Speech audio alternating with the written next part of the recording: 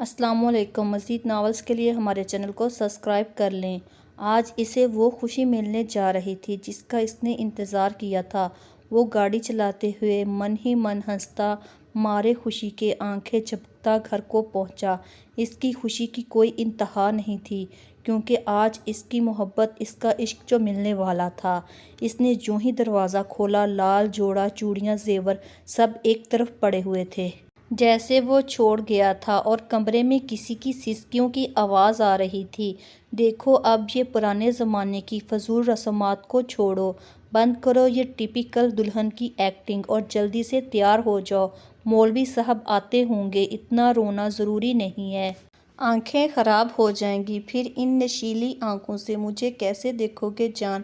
وہ مسکرائے جا رہا تھا۔ کم کم گیٹ اپ ریڈی ڈارلنگ، پھر تمہیں تیار بھی ہونا ہے۔ مجھے معلوم ہے تم لڑکیاں کتنا ٹائم لگاتی ہو تیار ہونے میں، چلو شاباش۔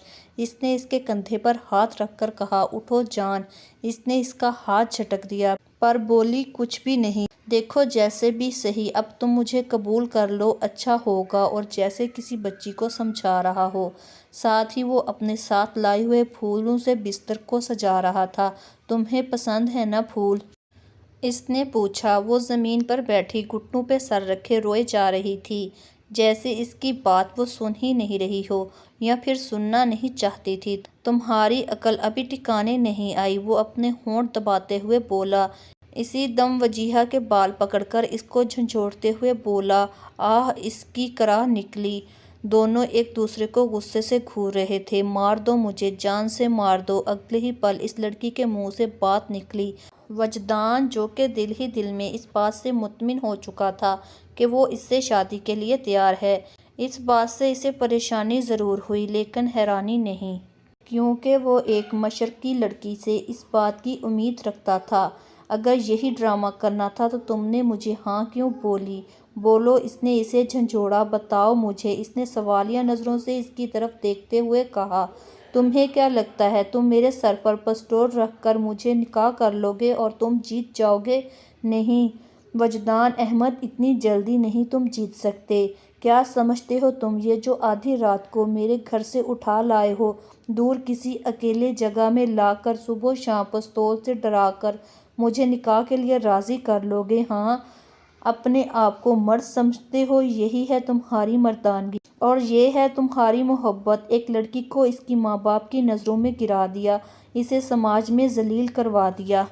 کسی لڑکی پر دل آ جائے تو اس کا دل جیتا جاتا ہے، نہ کہ اسے اذیت دے کر اس کا توڑا جاتا ہے۔ اور یہ کوئی محبت نہیں، بس ہوس ہے۔ اگر اس سب کو محبت کہتے ہیں تو لعنت ہو ایسی محبت پر۔ وہ ایک ہی سانس میں بولتی جا رہی تھی۔ وہ خاموش سن رہا تھا، جیسے اس کی بات ختم ہونے کا انتظار کر رہا ہو۔ وہ بات ختم کر کے روتی ہوئی صوفے پر بیٹھ گئی۔ وہ ہنستا ہوا اٹھ کر اس کے سامنے آ گیا اور جیب سے پسٹل نکال لی۔ وہ نڈر اس کی طرف دیکھ رہی تھی پر بولی کچھ نہیں۔ ٹھیک کہا تم نے، محبت حاصل کرنے کے لیے پسٹل بیچ میں لانا کہاں کی مردانگی ہے؟ وہ پستول بیڈ پر پھینکتے ہوئے بولا۔ چلو مانا کہ پستول سے نہیں ڈرتی تو ٹھیک ہے، میں تمہیں ڈراؤں گا بھی نہیں آج کے بعد۔ اس نے زور سے دروازے کو لات مارتے ہوئے بولا۔ وہ اس کی باتیں غور سے سنے جا رہی تھی۔ کوئی اندازہ نہ تھا کہ اگلے پل کیا ہونے والا ہے۔ وہ اس کے قریب آ کر صوفے پر اطمینان سے بیٹھ گیا۔ وہ وہاں سے اٹھنے لگی۔ اس نے جھٹکے سے اس کا ہاتھ پکڑ لیا اور اس کے قریب آ گیا، چھڑوانے کی کوشش کرے جا رہی تھی۔ وجدان کی پکڑ مضبوط ہوتی جا رہی تھی۔ وہ اس کے بالوں میں انگلیاں ڈال کر سہلانے لگا اور ایک شیطانی سی مسکان لبوں پر سجائے تھا۔ وجیہہ کو آنے والے کسی برے لمحے کا احساس ہونے لگا۔ اس کا دل زور زور سے دھڑکنے لگا اور ڈر سے اس کی طرف دیکھ رہی تھی۔ ٹھیک کہا تم نے، محبت حاصل کرنے کے لیے پسٹل بیچ میں لانا کہاں کی مردانگی ہے؟ اس سے چھوٹنے کی وہ ناکام کوشش کر رہی تھی پر اس کی پکڑ مضبوط ہوتی جا رہی تھی۔ وہ شیطانی مسکان ہونٹوں پر سجائے اسے دیکھ رہا تھا۔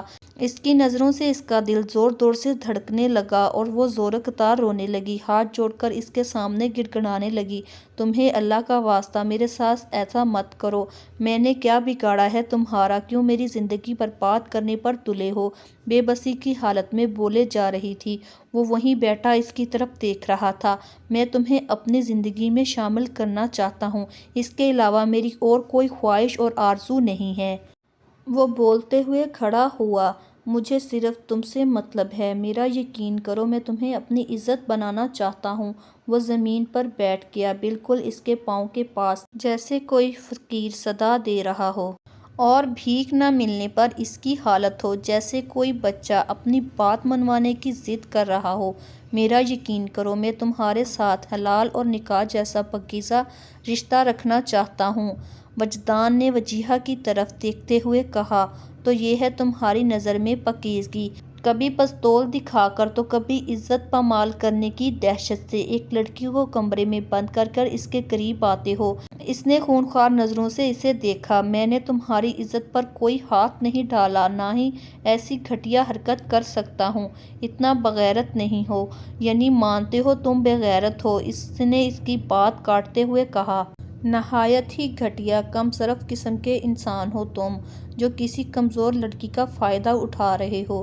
بے انتہا محبت کرتا ہوں میں تم سے، پلیز میرے جذبات کو سمجھو، میرے پاس تمہارے ساتھ زبردستی کے علاوہ کوئی راستہ نہیں بچا تھا، میں تمہاری محبت میں بالکل اندھا ہو چکا ہوں، بھلا چکا ہوں میں خود کون ہوں، میرا خاندان، میری پہچان، میرا گھر، سب کچھ بھلا دیا ہے میں نے، ہر وہ کوشش کر رہا ہوں جس سے تم حاصل ہو جاؤ۔ وہ اسے اپنی محبت کا اظہار کیے جا رہا تھا، جسے اس کی آگ اور بھڑکتی جا رہی تھی۔ لیکن تم مجھے پسند نہیں ہو، وجیہہ نے انکار کرتے ہوئے بول دیا، ایک بار میرا ساتھ اپنا لو، محبت ہونے میں دیر نہیں لگے گی، اور مجھے پورا یقین ہے تمہیں مجھ سے محبت ہو جائے گی۔ اس نے اصرار کرتے ہوئے کہا، خوش فہمی ہے تمہاری، اس نے کہا۔ دونوں کی بحث جاری تھی، اس نے پہلے کہ وہ کچھ کہتا، اچانک علی وجدان کے دوست کا فون آیا۔ ہیلو، اس نے کال اٹینڈ کرتے ہوئے بولا، کہاں ہو تم؟ یار میں کب سے تمہارے گھر کے باہر ویٹ کر رہا ہوں، قاضی صاحب کو اور بھی نکاح کے لیے جانا ہے۔ ہاں یار میں کال کرنے والا تھا تمہیں، فون پر بات کرتے ہوئے کمرے سے باہر نکل گیا۔ وہ ایک دم سے اپنی طاقت کھوتے ہوئے زمین پر بیٹھ گئی، جیسے کوئی بہت بڑی جنگ لڑ کر آئی ہو اور تھک گئی ہو۔ وہ زور زور سے رونے لگی اور اس لال جوڑے زیور اور پھولوں سے سجی سیج کو اداسی کے ساتھ دیکھنے لگی۔ وہ من ہی من میں یہ سوچنے لگی، اس کے اتنے دن غائب رہنے پر ممی کا کیا حال ہوا ہوگا، کیا ممی کو خبر ہوگی بھی یا نہیں، وہ کس حال میں ہے، وہ اسے ڈھونڈ رہے ہوں گے۔ وہ اداسی سے پورے کمرے کو تکی جا رہی تھی، اپنے گھر والوں کو یاد کرتی جا رہی تھی۔ تبھی اس کی نظر بیڈ پر پڑی، پسٹل پر پڑی۔ یار مجھے لگتا ہے میں نے اس کے ساتھ زیادتی کر رہا ہوں، محبت تو نہیں، وہ صاف لفظوں میں مجھ سے اظہار نفرت کرتی ہے۔ وہ علی کے ساتھ نیچے بیٹھک میں بیٹھا اپنی پریشانی بتا رہا تھا، یا کوئی زیادتی تو نہیں کر رہا تو؟ لڑکیاں تو ہوتی ہی ایسی، اگر تھوڑا سا بھی اپنا پیسہ دکھائے گا تو وہ باقی لڑکیوں کی طرح تیرے سامنے پیش ہو جائے گی۔ علی نے مکاری سے اس کے کان میں سرگوشی کی، بات تو تیری ٹھیک ہے، مگر میں اس کے ساتھ وقت گزاری نہیں کرنا چاہتا، مجھے اس سے محبت ہے اور میں چاہتا ہوں اس سے نکاح کر کر اپنی فیملی بناؤں، وہ مجھ سے اور میں اس سے بے شمار پیار کروں۔ وجدان نے ایک عجیب سی چمک آنکھوں میں لیے کہا، یار تجھے کوئی عورتوں کی کمی ہے، تیرے ایک ہی اشارے پر لائن لگ جائے گی، وہ تو ویسے بھی ایک معمولی سی لڑکی ہے جس کے پاس نہ حسن ہے نہ دولت، کیوں اس کے پیچھے خوار ہو رہا ہے میرا بھائی؟ چل ایک کام کر، تجھے اس کے ساتھ پیار ہی تو کرنا ہے۔ وہ آنکھ دبا کر بولا، بس کر علی، تو نے تو کہا تھا اسے اٹھا لا، سب ٹھیک ہو جائے گا، یہ ٹھیک ہوا؟ اور اب تو چاہتا ہے میں بغیر نکاح کے اس کی عزت خراب کر دوں؟ وجدان نے اسے ٹوکتے ہوئے کہا، لے بھئی تو ایسے کہہ رہا ہے جیسے یہ کام پہلی بار کر رہا ہو۔ علی نے تنگ آ کر کہا، وہ کب سے اسے آئیڈیاز پر آئیڈیاز دیے جا رہا تھا مگر وہ اس کی بات سن ہی نہیں رہا تھا۔ میرے دوست، وہ دوسری لڑکیوں کی طرح نہیں، وہ الگ ہے سب سے، اسی لیے تو میرا دل اس پر آیا ہے، اور اگر میں نے اس کی عزت پر ہاتھ ڈالا تو وہ مجھ سے کبھی پیار نہیں کرے گی اور پھر ساری عمر مجھ سے نفرت کرے گی۔ تو جانتا ہے نا، جس سے ہم محبت کریں وہ ہم سے نفرت کرے تو دل پر کیا گزرتی ہے، اس لیے میں اس کی نفرت قبول نہیں کر سکتا۔ بس وجدان اپنی بات مکمل کر کے کھڑا ہو گیا۔ تو جا، باقی میں دیکھ لوں گا، میں کہیں نہیں جا رہا، میں نیچے ہی رہوں گا، سمجھا تو؟ علی بھی اسی کا دوست تھا، آخر اسے کیسے اکیلا چھوڑ دیتا؟ مر پھر وجدان کہتا ہوا وہاں سے چلا گیا۔ وہ کمرے سے نکلا ہی تھا، وجیہہ نے دروازہ بند کر دیا اور جلدی سے بیڈ پر پڑے پسٹل کو اٹھا لیا۔ وہ اسے الٹ پلٹ کر دیکھ رہی تھی، یہ کیسے چلتا ہے؟ وہ اسے دیکھ رہی تھی اور سوچ رہی تھی، اسے ایک مسلمان ہونے کے ناطے یہ یاد تھا خودکشی حرام ہے، اور پھر اس کے دماغ نے کہا اپنوں کو رسوا کرنے سے بہتر ہے موت۔ جبکہ دماغ اسے اکسا رہا تھا، اس کا دل اور دماغ دونوں کی لڑائی جاری تھی۔ کس کی سنتی؟ دونوں تو اس کے اپنے تھے۔ آخر کار اس نے فیصلہ لیا اور اپنی آنکھیں موند لیں۔ وجدان جلدی جلدی سیڑھیاں چڑھ رہا تھا، اس کا دل پتہ نہیں کیوں گھبرائے جا رہا تھا۔ وہ ابھی دروازے پر پہنچا ہی تھا کہ اسے ٹھوکر لگ گئی۔ وہ دوبارہ اٹھا اور دروازہ کھولنے لگا۔ جب اسے احساس ہوا وہ اندر سے لاک ہے، وہ جلدی سے ساتھ والے کمرے میں گھسا اور اس کمرے سے اٹیچ کھڑکی سے جو اندر سے اس کمرے کے بیڈ سائڈ پر کھلتی تھی، کمرے میں آیا۔ آگے کا منظر دیکھ کر وہ ٹھٹکا، اس کے پیروں سے زمین نکل گئی۔ وجیہہ کو آج یونیورسٹی آتے ہوئے 1 مہینہ ہو گیا تھا، مگر اس کا دل ابھی بھی یونی میں نہیں لگا تھا۔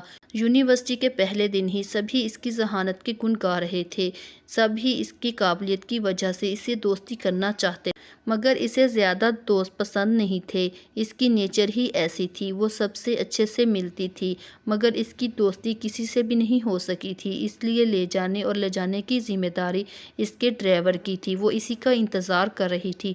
وہ پریشان سی پارکنگ ایریا میں کھڑی تھی۔ آج کا دن بہت اچھا تھا، مگر اب 2 گھنٹے سے ڈرائیور کا انتظار کر رہی تھی۔ بدقسمتی سے آج وہ اپنا سیل فون بھی ساتھ لانا بھول گئی تھی۔ اب وہ جی بھر کر پچھتا رہی تھی۔ وہ ہمیشہ ہی غلطی کر کر پچھتاتی رہتی تھی۔ اسے اپنی لاپرواہی پر غصہ آ رہا تھا۔ پارکنگ ایریا تقریباً خالی ہو چکا تھا اور یہی بات اسے مزید پریشان کر رہی تھی۔ وہ اپنی ہی سوچوں میں گم تھی جب کسی نے اسے آواز دی، مس آپ ابھی تک اپنے گھر کیوں نہیں گئی؟ کوئی پرابلم ہے کیا؟ آواز پر وجیہہ نے چونک کر اس کی طرف دیکھا۔ وہ ہینڈسم سا لڑکا، آنکھوں پر کالے گلاسز لگائے اسے مخاطب تھا۔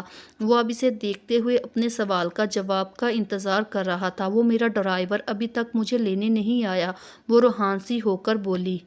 آنکھیں تھیں کسی بھی وقت چھلکنے کو تیار کھڑی تھیں۔ وجدان نے بغور اس پریشان سی لڑکی کا جائزہ لیا، جو نہ جانے کیوں اسے بہت اپنی اپنی سی لگی تھی۔ یہ نہیں تھا کہ اس نے کبھی کسی خوبصورت لڑکی کو نہیں دیکھا، مگر وہ ان سب سے الگ لگ رہی تھی۔ اور وجدان اکرم کو تو ہمیشہ سے ہی الگ چیزیں اٹریکٹ کرتی تھی، وہ بھی اسے اٹریکٹ لگی، جو ہمیشہ کبھی پڑھتے کبھی اپنے خیالوں میں کھوئی ہوئی رہتی نظر آتی تھی۔ وہ کاٹن کے ہلکے سبز رنگ کے کپڑے پہنے سفید رنگ کی بڑی سی چادر اوڑھے ہوئے تھی، گہری کالی آنسوؤں سے بھری آنکھیں جو مخالف کو لمحوں میں اسیر بنا لے۔ وہ اسے سادگی میں بھی اپنے دل میں اترتی ہوئی محسوس ہوئی۔ تو آپ اپنے گھر کال کر لیں، اس میں کون سی بڑی بات ہے، ہو جاتی ہے دیر، اکثر پریشان مت ہوں۔ اپنی طرف سے تو اس نے اسے مسئلے کا حل دیا تھا، مگر وجیہہ نے اس کی بات کا کوئی جواب نہیں دیا۔ وہ کہتی بھی کیا، اسے اپنی لاپرواہی کی داستان سناتی، اس لیے چپ ہی رہی۔ کیا ہوا، نمبر نہیں ہے کیا آپ کے پاس گھر کا؟ وجدان نے خاموش کھڑی وجیہہ سے پوچھا۔ نہیں، وہ آج میرا فون ہی گھر رہ گیا ہے، وہ اتنی آہستگی سے بولی، وہ مشکل سے ہی اس کی بات سن سکا تھا۔ او تو کوئی بات نہیں، آپ میرے فون سے گھر کال کر کے ڈرائیور کا پتہ کر لیں۔ وہ اپنا سیل فون اس کی جانب بڑھاتا ہوا بولا۔ نہیں، میں کیسے؟ وہ بمشکل بولی۔ جب وہ بول پڑا، ارے ایسے، اس نے موبائل کا لاک کھول کر دے دیا۔ وجیہہ نے حیرانگی سے اس لڑکے کی طرف دیکھا جو کبھی اس سے بات نہیں کرتا تھا، آج کیسے اس کی مدد کر رہا تھا۔ بہرحال وہ اس کے بارے میں بعد میں سوچے گی۔ اس نے اس سے فون لے لیا، گھر کے نمبر پر کوئی کال پک نہیں کر رہا تھا، اس نے اپنے سیل فون پر کال کی۔ اب کی بار حسب توقع ردا نے کال اٹھا لی تھی۔ ردا سے بات کرنے کے دوران ہی اس کی نظر گیٹ سے اندر داخل ہوتی اپنی گاڑی پر پڑی تھی۔ ڈرائیور آ گیا ہے، میں گھر آ کر بات کرتی ہوں۔ اس نے جھٹ سے فون کر دیا۔ بہت شکریہ آپ کا، وہ فون اسے واپس تھماتے ہوئے بولی۔ اس نے اپنا نمبر ڈیلیٹ نہیں کیا تھا اور یہی اس کی سب سے بڑی غلطی تھی۔ وہ کچھ کہنا چاہتا تھا مگر وہ جلدی سے اپنی گاڑی کی طرف بڑھ گئی۔ وہ بھی سر جھٹک کر اپنی گاڑی کی طرف آ گیا جہاں اس کے دوست کب سے اس کا انتظار کر رہے تھے، اس کی کامیابی کی خبر کا۔ وہ مسکراتا ہوا انہیں اپنا کارنامہ بتا رہا تھا۔ ردا اور وجیہہ دونوں ہی بہنیں تھیں۔ ان کے والد آرمی میں تھے، ان کا بچپن میں ہی انتقال ہو گیا تھا اور ان کی ماں نے بغیر کسی سہارے کے پالا تھا۔ ردا کی شادی اس کی پھوپھی زاد سے ہو گئی تھی۔ اس کا گھر بھی وجیہہ اور رجا بیگم کے گھر کے ساتھ والی گلی میں تھا۔ چوکنا ارمان نوکری کے سلسلے میں باہر گیا ہوا تھا، اس لیے پھوپھو اور وہ سارا دن ان کے گھر اور رات کو اپنے گھر میں ہوتے تھے۔ رانیہ بیگم کی بس یہی خواہش تھی، کاش ان کا بیٹا زندہ ہوتا تو وہ وجیہہ کو بھی اپنی بہو بنا لیتی، مگر قسمت کو کچھ اور منظور تھا، وہی ہونا تھا۔ وجدان اپنے ماں باپ کا اکلوتا بیٹا تھا۔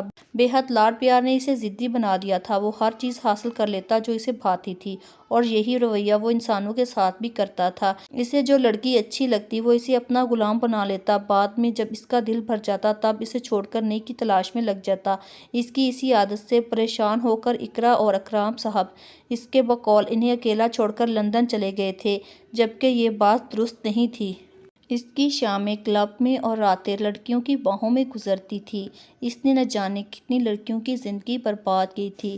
اس کی شکل ہی ایسی تھی۔ اس کے اسکینڈل سن کر بھی لڑکیاں اس پر مرتی تھیں۔ وہ ان کے جذبات سے کھیلتا رہتا، بقول اس کے عورت تو ہے ہی پیر کی جوتی، ایک سے دل بھر جائے تو دوسری لے لو، مگر شاید اسے یہ معلوم نہیں تھا یہ جو جوتی اسے گندگی سے بچاتی ہے، اسے کانٹوں پر چلنے کے قابل بناتی ہے، یہ وہی جوتی منہ پر پڑ جائے تو مرد کسی کو منہ دکھانے کے قابل نہیں رہتا۔ جیا جیا کہاں ہو تم؟ ردا چلاتے ہوئے اسے پکار رہی تھی۔ آپی واش روم میں ہوں۔ وجیہہ نے آواز لگائی۔ جیا جلدی آ، مجھے تجھ سے ضروری بات کرنی ہے، ردا نے اپنے پیر اوپر کرتے ہوئے کہا۔ جی بولیں۔ وجیہہ باتھ روم سے نکل کر تولیے سے ہاتھ پوچھتی ہوئی باہر نکل آئی۔ بات سنو میری غور سے، ردا نے اسے اپنے پاس بٹھاتے ہوئے کہا۔ جی بولیں آپی۔ جیا، مما نے مجھے کہا تھا۔ آپی پلیز، اگر آپ اس رشتے کے بارے میں بات کرنے آئی ہیں تو۔ جیا میری بات سن لو، میں تمہیں بتانے آئی ہوں، ایک نیا رشتہ آیا ہے تمہارا، اس لیے بات سن لو۔ لڑکا UK میں سیٹل ہے، اس کی 3 بہنیں اور 4 بھائی ہیں، ماں باپ نہیں ہیں، اتنے بچے پیدا کرنے کے بعد کون زندہ رہ سکتا ہے؟ وجیہہ بڑبڑائی۔ کچھ کہا تم نے؟ نہیں، میں کیوں کہوں گی؟ وجیہہ نے معصوم سی شکل بنا کر کہا۔ اچھا مما کہہ رہی تھی تم ایک بار، ہاں مما کہہ رہی تھی ایک بار لڑکے والوں سے اور لڑکے سے مل لو، بات کر لو، اگر تمہارا مزاج ان کے ساتھ ملتا ہوا تو خیر سے تمہاری شادی کر دی جائے گی، اور میں کہوں گی کہ مما میری پڑھائی، تو کہیں گی بس کتنا پڑھو گی، تم نے بہت پڑھ لیا ہے، اپنی بہن کو دیکھا ہے 10 پڑھ کر ہی گھر سنبھالنے لگی ہے، تم ہو کہ BSc کر کے بھی آگے کا پڑھنے کا سوچ رہی ہو۔ مما مجھے پڑھنا ہے، تو کہیں گی بیٹا تم اتنا پڑھ چکی ہو کہ نکاح نامے پہ سائن کر سکو، اور آگے پڑھنا ہے تو شادی کے بعد پڑھ لینا۔ اب انہیں کون سمجھائے کہ ہر کوئی میرے بابا جانی جیسا نہیں ہوتا، شادی کے بعد بچے پیدا کروں گی یا پڑھوں گی؟ آہ، اس کی بات درمیان میں ہی رہ گئی۔ جب رجا بیگم نے اس کا کان پکڑ لیا اور ردا کھیکھی کرنے لگی۔ نالائق، شرم نہیں آتی؟ اپنی ماں کی نقل اتارتے ہوئے انہوں نے خفگی سے کہا اور اس کا کان مروڑا۔ اوف مما جانی، کان چھوڑ دیں میرا، اگر ٹوٹ گیا تو کوئی مجھ سے شادی نہیں کرے گا۔ اس کے کہنے کی دیر تھی، انہوں نے کان چھوڑ دیا۔ ہیلو ہیلو، کون بول رہا ہے؟ وجیہہ نے کوئی 10 بار فون اٹھا کر کان سے لگاتے ہوئے کہا۔ ہر بار کی طرح اس بار بھی جواب نہیں آیا۔ جب بولنا ہی نہیں تو کال کیوں کی؟ نون سینس۔ اس نے بیزاریت سے فون اٹھایا اور ٹیک لگا لی۔ اب کی بار اس نے ہیلو بھی نہیں کہا تھا۔ وہ کال کاٹنے لگی جب دوسری جانب سے آواز آئی، ہیلو ہیلو وجیہہ۔ اب اس کی حیرت کی انتہا نہیں رہی کہ کال کرنے والا اس کا نام بھی جانتا ہے۔ وجیہہ آپ سن رہی ہیں؟ اگلے بندے نے دوبارہ کہا کہ مبادہ موبائل آن کر کے سو تو نہیں گئی؟ وہ حیران ہو رہی تھی۔ وجیہہ آپ کو میرا نام کیسے پتہ چلا؟ وہ آخر پوچھ بیٹھی۔ کم آن، آج کے دور میں نام نمبر پتہ کرنا کون سا مشکل کام ہے؟ وہ بندہ اس کی بات پر شاید ہنسا تھا۔ جی درست فرمایا آپ نے، مگر میرا نام نمبر اور پتہ کرنا بہت بڑی بات ہے مسٹر۔ اب جلدی سے بتاؤ تم کون ہو؟ وجیہہ نے یہ کہہ کر بات ختم کر دی۔ اوکے وجیہہ، پھر کل ملتے ہیں، یونیورسٹی میں اپنا خیال رکھنا۔ یہ کہہ کر کال کاٹ دی، جبکہ وجیہہ اس کے الفاظات پر غور کرتی رہ گئی۔ نہیں پتہ کون ہے جسے میری یونیورسٹی کا بھی پتہ ہے؟ وہ اپنی سوچوں میں گم تھی۔ جب رجا نے اسے کھانے کے لیے آواز دی، وہ اٹھ کھڑی ہوئی۔ کھانا کھاتے وقت بھی وہ اسی کے بارے میں سوچ رہی تھی۔ پتہ نہیں کون ہے یہ بندہ، اگر اس نے میرا راستہ روکا، مجھے تنگ کیا تو میں کیا کروں گی؟ وہ پلیٹ میں ایسے ہی چمچ چلا رہی تھی جب رجا بیگم نے اسے آواز دی۔ کیا ہوا جیا، تم کھانا کیوں نہیں کھا رہی؟ انہوں نے اسے ہلا کر پوچھا۔ جی ماما جانی کچھ نہیں، وہ میں سوچ رہی تھی اگر آپ بریانی نہ بناتی تو میں موٹی نہ ہوتی، اس نے مذاقاً کہا۔ چل پگلی کہیں کی، تو کہاں موٹی ہے؟ وہ اسے کہہ کر کھانے کی طرف متوجہ ہو گئی۔ وہ چپ چاپ کھانا کھا کر برتن دھونے لگ گئی۔ سونے تک اس کے ذہن میں فون والی بات بالکل ہٹ چکی تھی۔ صبح وہ یونیورسٹی کے لیے تیار ہو رہی تھی جب ردا اس کے کمرے میں آئی۔ جیا تم جا رہی ہو؟